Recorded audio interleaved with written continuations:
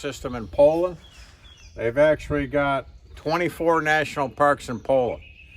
We're going to be driving all the way to number 2, which is Bialowiecki Park Narodowy, which is Białowieża National Park. It's right on the border of which country? Right on the border of Belarus, so we got to watch out for those Ruskies. Make sure we don't cross over. We are on day 22. We just left the city of Łódź. and we are heading to, Białowieża. which is a national park. It's basically the biggest and oldest untouched forest in all of Europe. You got to have a guided tour guide to go in there. They've introduced European bison back in there. There's some state forest nearby too, but we'll try and get much hiking as we can in national forest. Today is going to be a long day. It's almost a 5-hour drive. Right there, guy was stuck. Białowieża. A lot of McDonald's on here. Pavel's favorite place. We made a quick stop at a Coughlin Groceries and ended up getting some kielbasa, some chips, quick snack for lunch. We're about 20 minutes till we get to where we need to go. This side is our home for the next few days. Trying to figure out the heat. It's got a kitchen area, a bedroom, closet, and bathroom.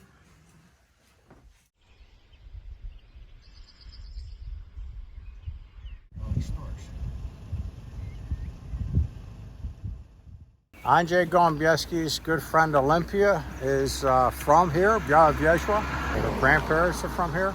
And she was very instrumental in getting the train station in a state where it could be used for tourists and learn the history. And she's busy. She's in the biodiversity business, right? Yeah, so she's very much into the environment and she knows her birds and things. Hello. This is where the beavers hang out. Yeah, right over there. But they are active in the evening, yeah? So, or night. Not during the day. You can go together. Very active at night, according to Olimpia.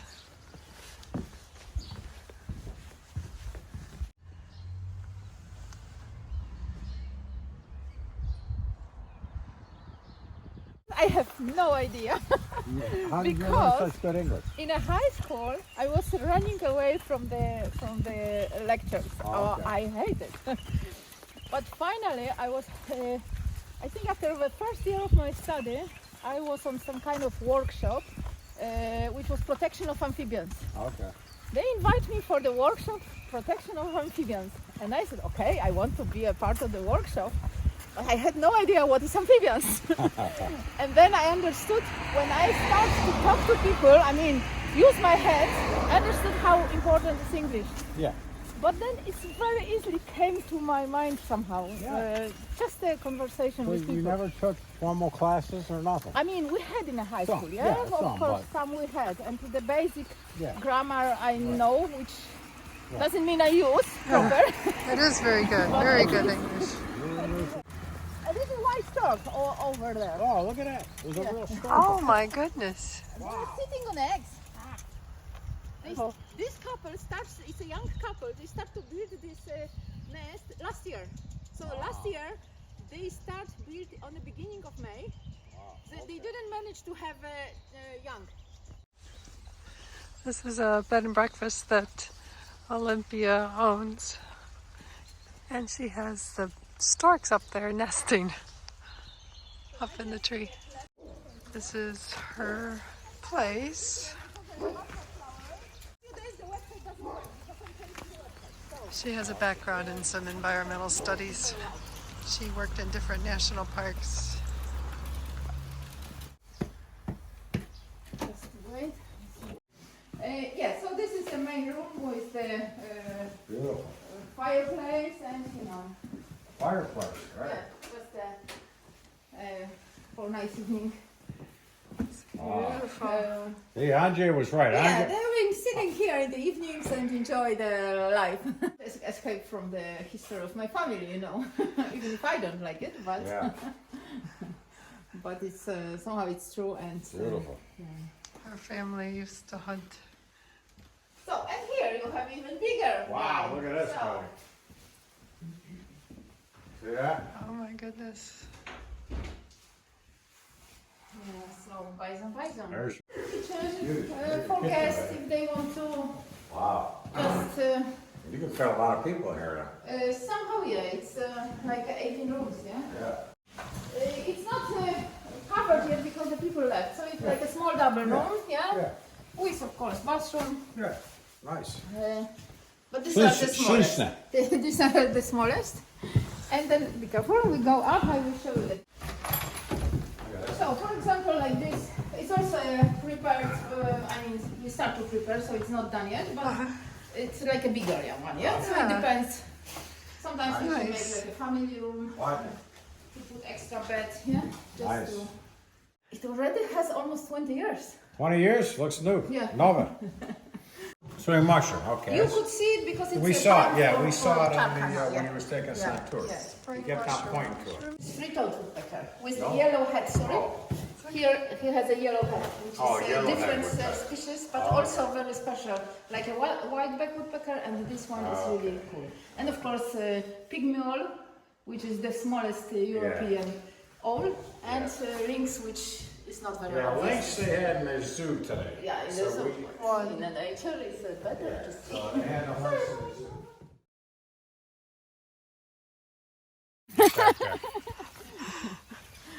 So you were involved in Yeah, we are rebuilding? part of it, big part of it. It's our idea and our problems. It's Białowieża Station. Here, during the Tsar time, the Tsar was coming here by train. So it was the main train station to build by Tsar to come here for the But no for the longer. hunting. Last train was coming here, I think, middle of 90s, last century. Yeah, so 1995, I think, was the last train. And then 30 years it was like falling down and. Sorry for because we still work on it. It's not open yet, yeah. Yeah. We are preparing for the season, so When- it's a lot of. Stuff. When do you expect it to open? 1st of May. I mean, just for a weekend. 5 years ago, we made the project. It's more like education project. That you have this avenue of walk of fame of Bialowieza Forest, animals and not only animals, like bark beetle, for example. Yeah.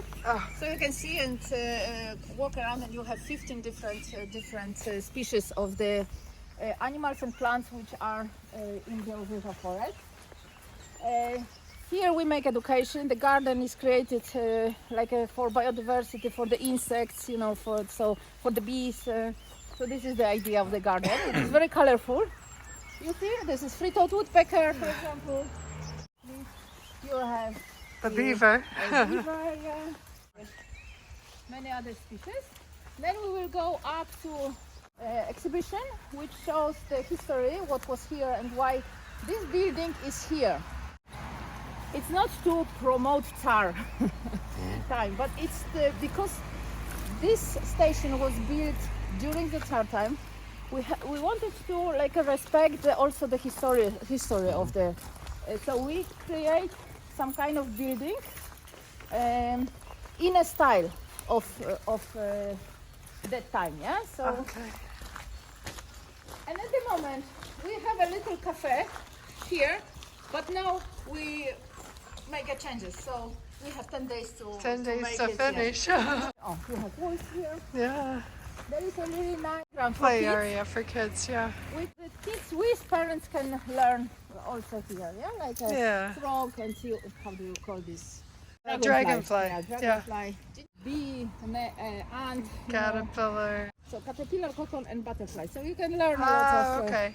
this. How do you call it? Kasztanowiec. Chestnut. Yeah. Yeah, we're in the Bialowieza Palace.